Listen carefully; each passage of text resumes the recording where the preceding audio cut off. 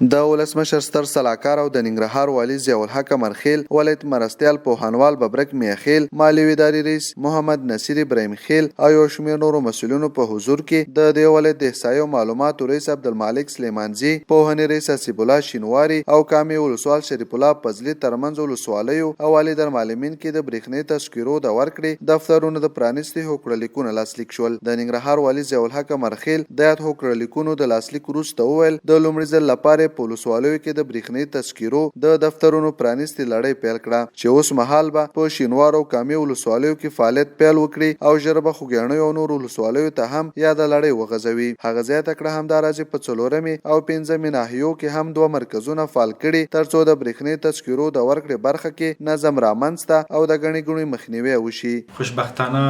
نن عملاً د برقي تذکرو لړۍ ولسوالیو ته پیل سوه او همدارنګه د معرف او د احصایې معلوماتي ریاستونو ترمنځ تفاهمنامه امضا سوه چې د دې په نتیجه کې به دوی د یو بل سره نږدې همکار پاتې کیږي. موږ 4 نور مرکزونه په ننګرهار کې زیات کړل چې یو به د غني خیلو په ولسوالۍ کې، یو همدارنګه په کامه کې، یو په 4 او 5 ناحیه کې هیلمند یاسو، همدارنګه تعهد د دې لرو چې دا تر نورو ولسوالیو مو وغځوو، همدارنګه د ښار په مختلفو ناحیو کې د برقي تذکرو د ویش مرکزونه زیات کړو ترڅو ولسونو ته سهولت ایجاد سي. د دغه مرکزونو په زیادت که خدای کول موږ به د روزانه تر 3,500 پورې ننګرهاریانو ته د دې زمینه برابرو چې برقي تذکره واخلي او انشاءالله لا نوره به هم توجه کیږي ځکه ننګرهاریان ولسواکۍ سره مینه لري، دیموکراسۍ سره مینه لري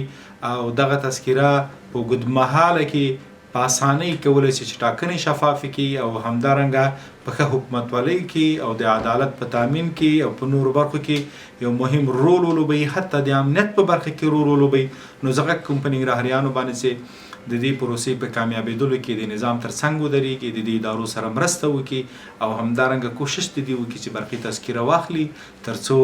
دغه لړۍ او همدارنګه دا پروګرام کامیاب سي. همداراز زیاته کړه چې د 2 مرکزونو په پرانیستي سره اوس مهال په دې ولایت کې د ورځې 3,500 تنو ته د برېښنایي تذکرو د ورکړې مراحل طی کیږي. هغه د ننګرهار میشتو څخه وغوښتل چې د امنیتي ستونزو حل، ټاکنو کې د شفاف ګډون او د دې ولایت د نفوس له مخې د تشکیل او امکاناتو د ورکړې په موخه برېښنایي تذکرې واخلي.